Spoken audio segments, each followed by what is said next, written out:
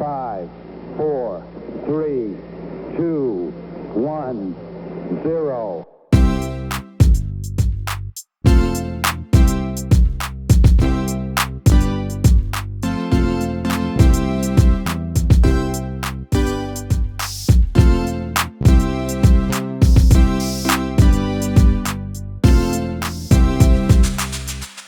Hey, what's up? Good morning. Hey. Hi. This is the Morning Momentum, and this is, I kid you not, August 1st. This summer's flown by. I can't believe this. It's almost time for school to start. Oh, my goodness gracious. Get out and do your shopping this week. I don't know if you guys know this or not, but it is tax-free holiday.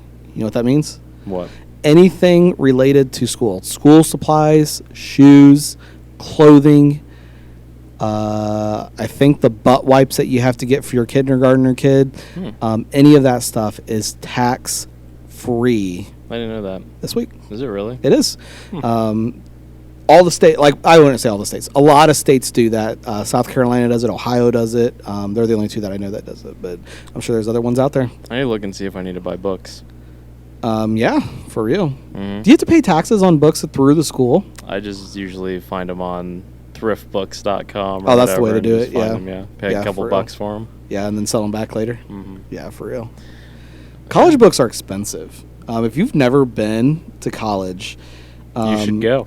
It's like the biggest ripoff ever, though. It really is. And you know the books that are the most expensive are the ones that are written by the professor of the class that you're taking. Like, come on. I had a couple of those. It's ridiculous. I know. I had a book, Ethan, when I was at Nazarene Bible College, and the book was not even a book. It was instructional on how to write an exegetical paper, and it was written by the professor of the exegetical class. And it was, listen to me, I had it shipped to me.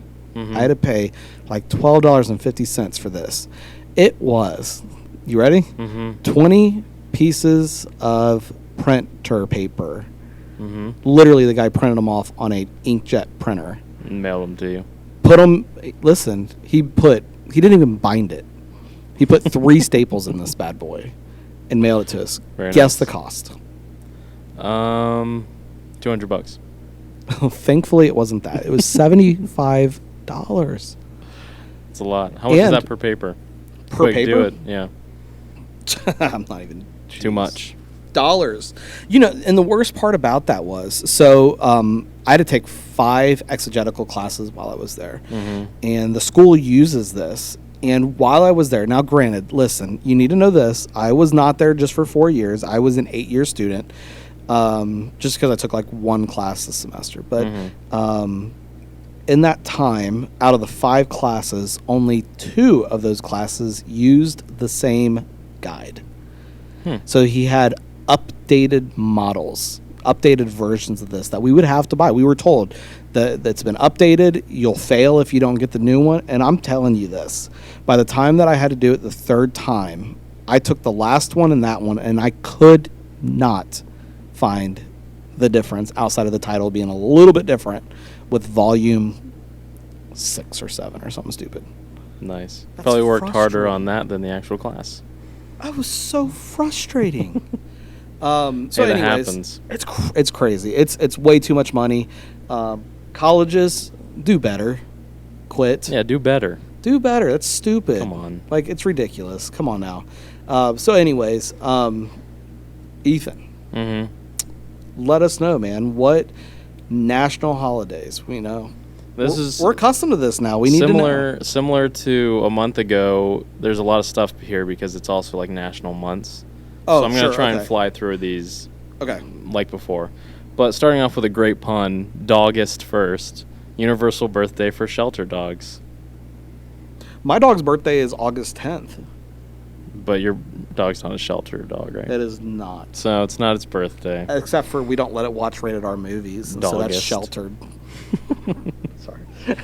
Very nice. It is also homemade pie day. I feel like there's always some kind of pie day. Real quick. Favorite pie? Pecan. Really? Yeah. Man. I just had this discussion a little bit ago. Okay. And I settled on pecan pie. And it's just because it seems like when I eat it, I could eat it by itself. I could eat it with ice cream. There's texture there, so it's not just plain. Okay. I don't know. Well, I'm really glad, Ethan, that we have something else in common. Mm-hmm. I'm definitely pecan all the way. Are you really? Not on the pie. I don't like the pecan pie. Okay. But the word pecan. I can't stand when somebody says pecan. Like, come on. Where are you from? Where are they from when I they say don't have that? a clue. Canada? Outer space. Outer space. Pecan pie. Pecan. Got them pecans. Peckin'. Come on. Stop it. Pecan, though. I'm glad. No, dude, check this out. My mom makes, she gets chocolate pie on a graham cracker crust. That'd probably be pretty good. It's pretty good. Yeah. It's pretty good. International. Ooh, wait. Butterscotch. My grandma, okay. She used to make that. Butterscotch pie? Butterscotch cream pie? Yeah, yeah, kind of like your lemon. Mm-hmm. Yeah. Okay. Yeah. Sorry for interrupting. International Can It Forward Day. About what? Preserves, canning stuff. Oh my gosh. Can it. Oh my gosh. Well, you better do that now because, as stated, the growing season's about over. What is going on with this year? That's true. Yeah. Can them. Can it. That's why, because it's ending. Yeah. International Child Free Day. Now, your method is up to you, but Child Free Day. I like it. Okay. All right. National Promise to Care Day. We always promise to care on this podcast. Yeah. That's our national holiday. It is Play Ball Day. Hey, I like it. Play ball. Play ball. Here's one you might like. Respect for Parents Day. Oh, jeez. That'll be the day. This one's kind of funny. Scout Scarf Day. You ever a scout? Like a Boy Scout? A little scarf? Oh, God. I don't know why. How does a scarf has its own day and we don't have one yet? I think that's crap. Spider-Man Day. Yeah, I'll go for that. Tobey Maguire, yeah. World Alternative Games. Actually, let's go back. I agree. Tobey Maguire. Yeah. Tobey Maguire's good. Good. World Alternative Game. Alternative Games. Alternative. I feel like that's like your youth group games. You think so? I was thinking something like it's Screamo not baseball, happening. It's not football, it's not basketball, it's some weird random eating worm. Yeah. Who could eat the worm the fastest? Something a youth pastor would do. International Clown Week. Ugh. It's just for you. Ugh. National Simplify Your Life Week. Make it simple. I need to do that. Don't worry about it too much. I need to do that. American Adventures Month. Go on some adventures this month in America. You need to do that before you go back to school. Do you think this is like American? Do you think you have to be American or just has to be in America? Which America? Adventures Month. North or south? Or central? Or central? It's a good question. Because I'm assuming not central. Everybody except for people in the U.S., when we say America, we mean the U.S., but everyone else doesn't mean the U.S. when they say America generally. Right. Because it's the Americas. You understand. We took over... okay. We say America, and that is also inclusive to Canada. It's inclusive to 2 continents when we say America. American Artist Appreciation Month. That's me. Yeah, you're an artist. I'm an American artist. Do you have a stage name, like a rap name or a DJ name, or do you sign your art with a different name than Ethan Smith? If I ever have something that I've made with hand, I just sign my name. Do you do just Ethan or Ethan Smith? Ethan Smith. Make sure the E and the S are really big, though. Okay. Got to make it stand out. So that's art. Mm-hmm. That's like we have art here. We have an original Ethan Smith. Original Ethan Smith. Rapping. I used to draw graffiti, like on paper, not actual like felt. That's like, legit. Okay. You know. And I had my tag was gold. Okay. And I would make it look like all shiny and look like gold. Would you put Ethan? I did a couple things where I put my actual name kind of in the background. You don't put your name in it because if you put your name in it, you can get arrested. Right. So I tagged him gold. Okay. That was my graffiti name. Okay. Rap name, Remington. Like the shotgun? Or the chainsaw. Chainsaw. Okay. It's mainly the chainsaw. Remington. Okay. AKA the Outlaw, AKA Odysseus. Okay. A couple different things. AKA tater salad. Because I'm in a rap group, you know. Yeah. And it's called Scrinch. Yeah, with Smithers. With Smithers and a scrinch. Do you know what a scrinch is? I remember you telling me this, but I don't remember. It's a tool for a chainsaw. Okay. It like helps you tighten the chain and do a couple different things. It's a screw, driver, and a wrench put together kind of thing. That's nice. Wrench. Called a scrinch. Okay. So that's why Remington. Hey, listen. Chainsaw. He's not kidding. You can go and find this. We're on anywhere. They're on YouTube. To music. They're on Spotify, Apple. Yeah. Scrinch, self-titled album, Scrinch. Go ahead and spell that for them real quick because they're typing it in trying to figure it out. SCRENCH. Got that. This is the first time I've ever rapped on that album, so. Can we get like a little piece of that right now? I kind of already did. We have a Halloween song where we go, Scrinch. You know what a scrinch is? It's a tool for a chainsaw. When we explain to you what a scrinch is. I remember that song. It's kind of like fun rap. We just have fun with it. In fact, I think there's a chance to even play that for my youth group one time. Maybe. But yeah, we have an album. Might have an EP coming out. Maybe another album. We'll see what happens. Maybe a debut concert. Maybe a debut concert. Family Fun Month. Okay, yeah, right. No, that makes sense. Total sense. Going back to school, trying to get some stuff done. Yeah, okay. Happiness Happens Month. Go for it. Hey, it happens. You're just happy sometimes. National Eye Exam Month. Are you up to date on your eye exams? I literally just went to the eye doctor. No change. I'm still good. And we just learned that my son, Peyton, should be able to see the curveball. He's got good eyes. Come on, kid. Do better. Hit that Last ball. time I went to the eye doctor, I went because I actually set up because I thought my eyes were getting a little blurry. They're like, yeah, your eyesight's better than before. And I'm like, that's not right because I can't see as well as before. So I don't trust them. But that. Hey, I saw. You want to know an interesting fact? I'm 35 years old. Okay. And I just saw my third eye doctor ever in my life. This last time. And the guy. The third time? Or the just third the third eye doctor ever. I had the same eye doctor all the way until I was 33. When I was 34, I saw a different eye doctor. And he retired. And then this guy. So I've only seen my entire life really one eye doctor except for 2 appointments. Very nice. Changing it up the last 2 years. Yeah, and this guy didn't do... Listen, this guy... I don't know. Maybe this guy's a quack. He didn't do the numbing thing. He didn't do the air blow into the eye thing. He didn't do any He was just eyeballing it. Like, literally. Oh, you want to know? This is funny. You know how they put that big contraption on your eye, and they ask you, like, is this one better, or is this one better? Yeah. Is this... And so it steamed up on me. Okay. Like, and so, like, he's like, is this better or this one? I was like, they're the same. What about this or this? The same. Can you read this line? No, it's blurry. He's like, there's no way this is blurry. And I'm like, it's blurry.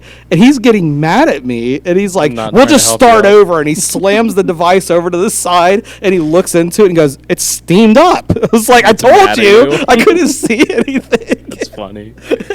He had a long day. I could understand if it was like a 3-year-old kid or something. But come on, a grown adult saying I can't see anything. Like, take my word for it, dude. He was ticked off. He was. Here's one. He needs happiness. Hey, it happens. National Golf Month. Yes, let's go. Do you think it's accurate for August to be a golf month? Seems I think like it'd be earlier. Way too hot. Yeah. I think it's a spring thing. Yeah. I guess depending on where you're at in the world. We should go golfing though. National. National Language Month. Pretty simple. Just speak any language and you got it down pat. Another good pun. Rawgust. Stupid. Eating raw, like that's it's like disgusting. A health thing. Rawgust. And we'll do 2 more. Summer Safety Month. That's fair. It gets pretty hot. So yeah, don't leave grandma safety in the hot car. And last but not least, it's Coolio's birthday today. So there you go. Do you know who Coolio is? Do I know who Coolio is? Yeah. We used to listen. This is my memory of Coolio. Oh my gosh, my sweat is all across the table right now. Hey, it's summer sun safety month. Yeah, it's hotter than you know what in this building. I feel really gross right now. Sorry about that. Coolio, this is my fond memory, and if you relate to this, please let me know.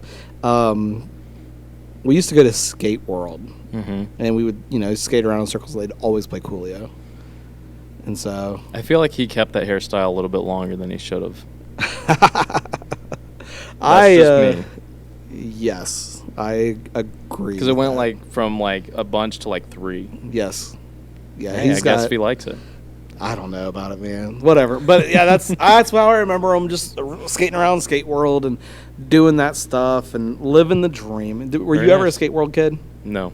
No, okay. Not at all.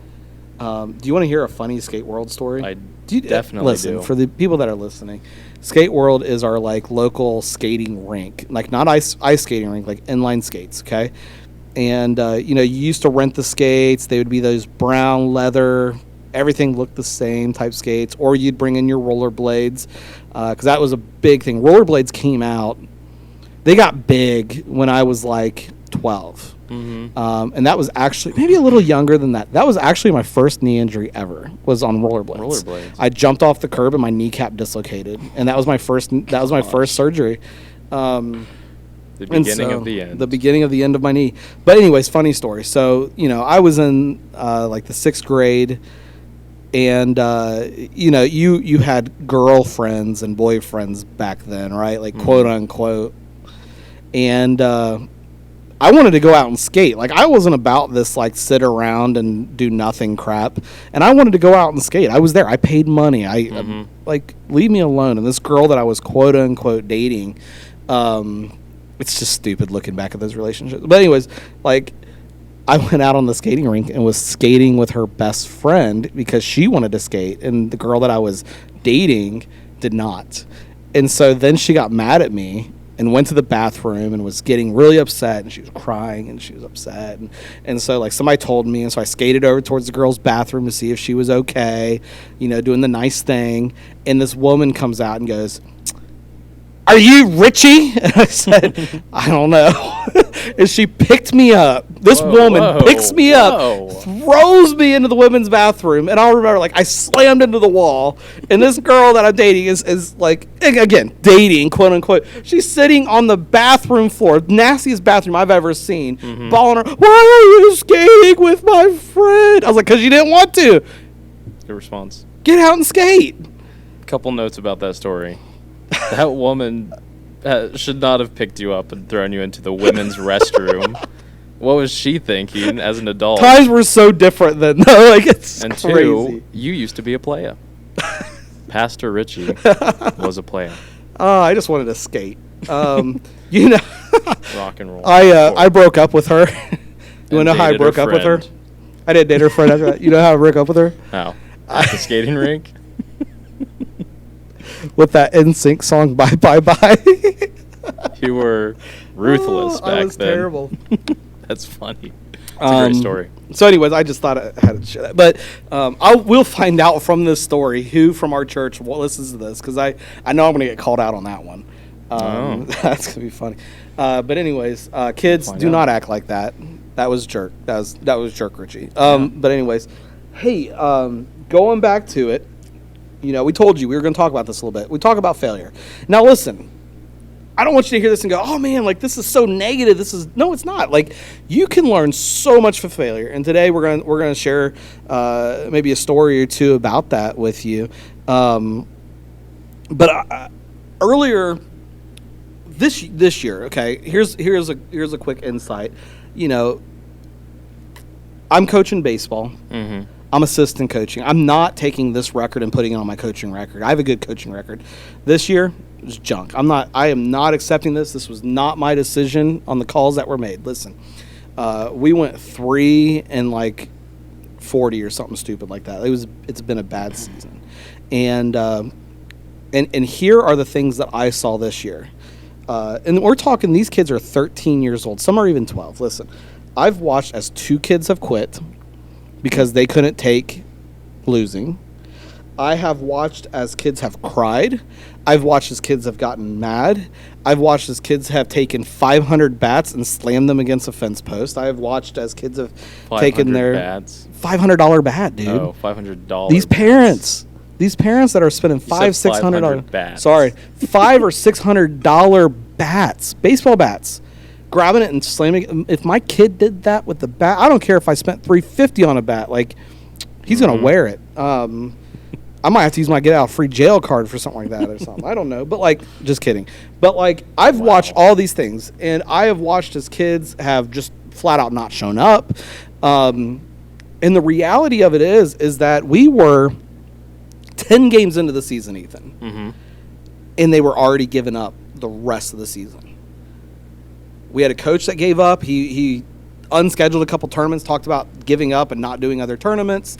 It was rough, man. And everybody just wants to give up. And the reality of it is, and this is what I told the kids in this moment. I said that you don't fail. You truly do not fail until you give up, until you quit.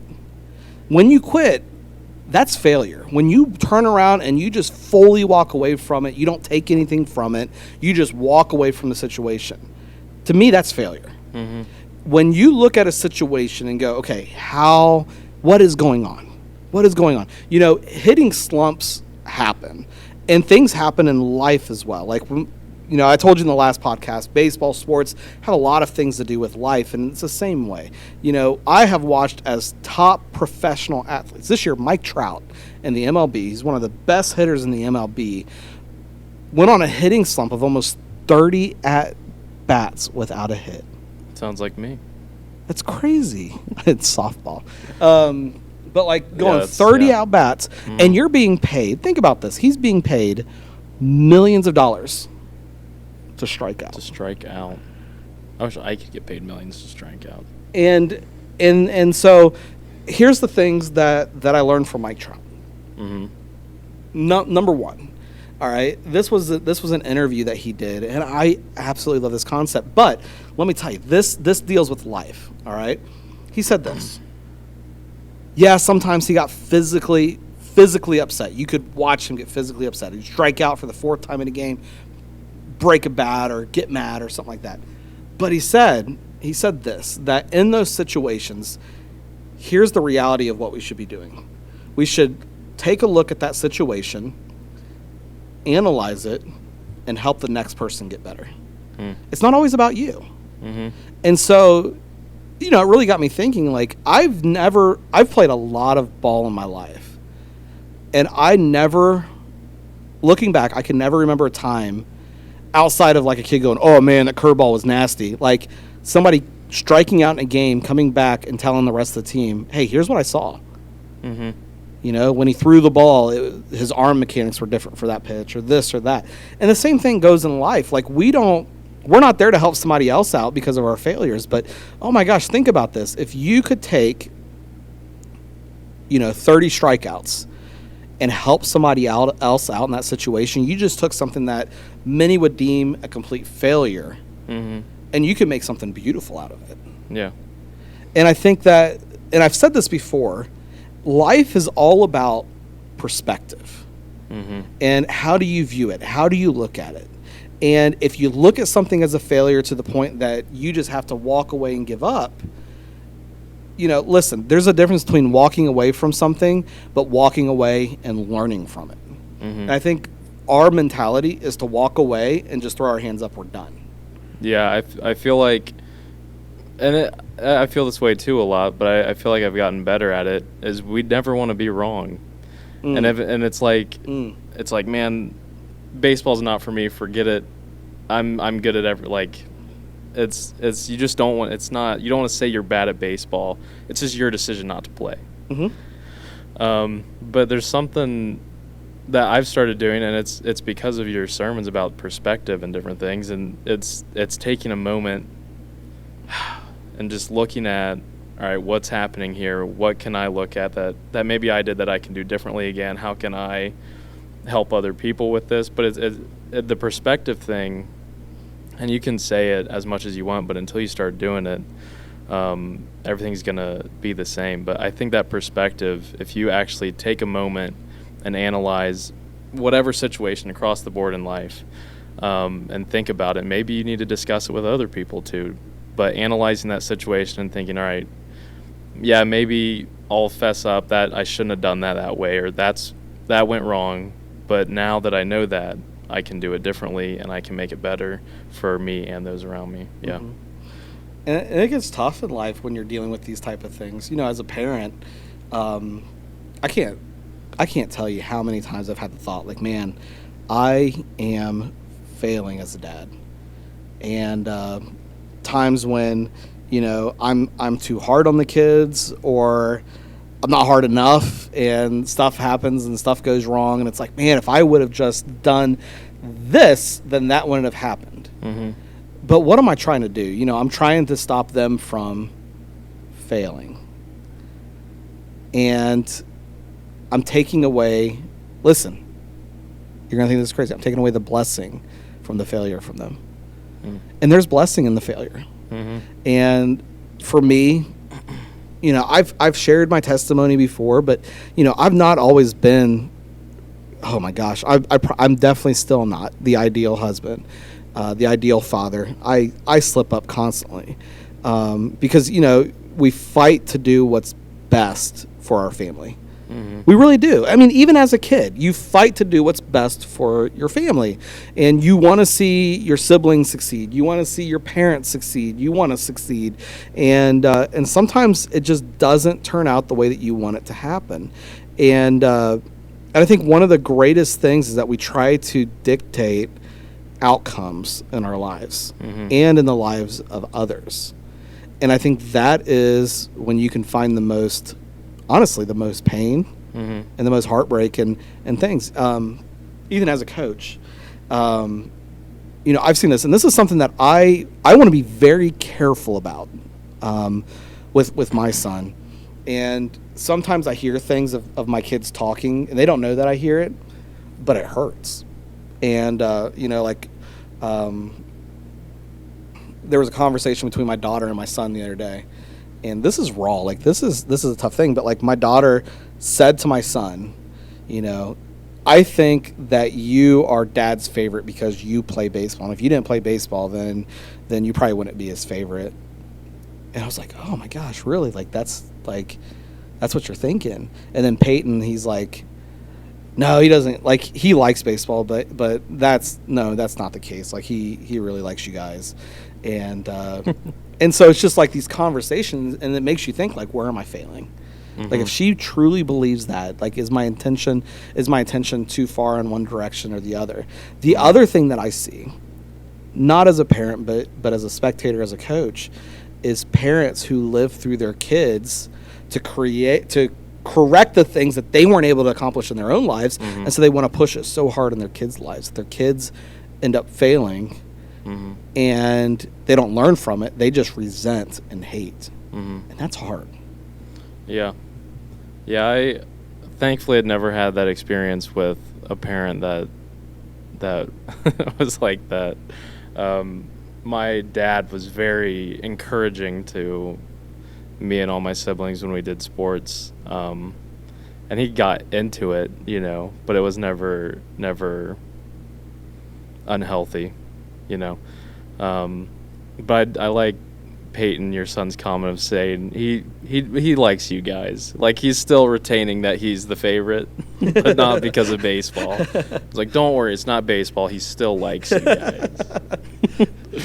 But I'm still the favorite. Our favorite comment is always, Carly, I just want you to know, you're my favorite daughter. Peyton, you're my favorite oldest child. Yeah. Owen, you're just my favorite. You're pretty cool. It's like, and then they fight. Like, Dad said I'm the favorite. It's like, that's how you get them. But yeah, but it's tough. Mm-hmm. And this whole idea of letting somebody fail sounds like a real jerk move. But Ethan, you were a part of this. Okay. The last church I was at, mm-hmm. And this has been the last two churches that I was at. I did a concert ministries. Yes. I've hosted close to like 40 concerts at this point in my life. I've done a lot of national artists, concerts, and different things. But one of the things that I finally had to do, listen, when I first started concerts, I did every single thing myself. Like I held the security meeting, I held the transportation meeting, the catering meeting. I literally dealt with everything. And then the week of a concert, I'd put 100+ hours in before the concert itself, just so that I could be the one to set up the dressing room. I could be the one to set up the stage. I could be the one to set up this and the chairs. And I would go through and literally fine-tooth comb every chair to make sure everything was set up perfect before the band got there.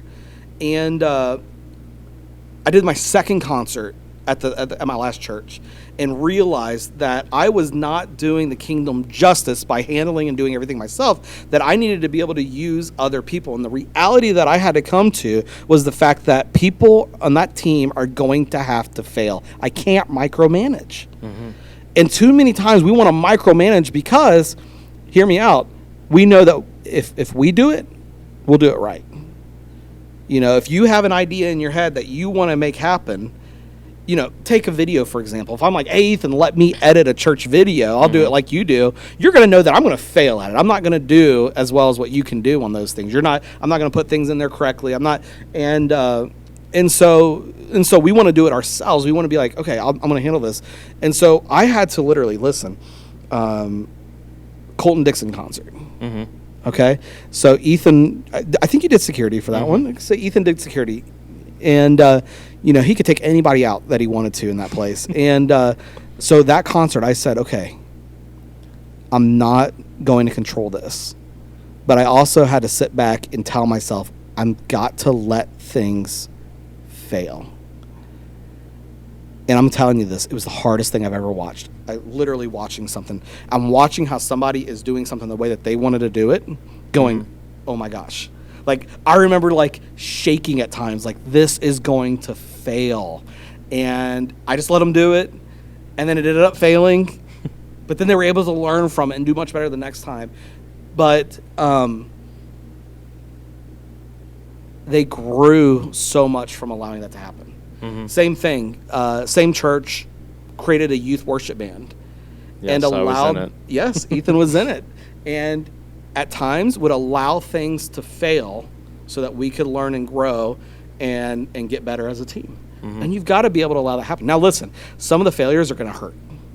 Colton Dixon one, I'm going to tell you, this is why this one hurt.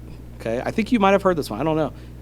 I had, number one, leading up to the concert, we do things like transportation. So if a band says, hey, I want to go to the coffee shop. We had Colton Dixon wanted to go to the coffee shop in town. He told him what coffee shop. He wanted to go to Scouts.